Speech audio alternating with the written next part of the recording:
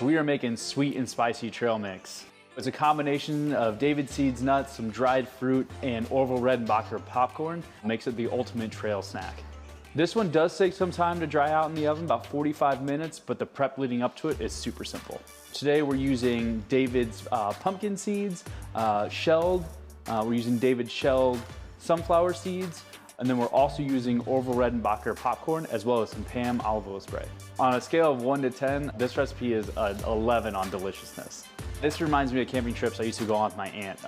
She'd always make trail mix with chocolate and raisins and stuff like that, and this is just my take on a more modern version. I love snacks because I think they're little delicious moments of joy that you can kind of pepper throughout your day and in between larger meals.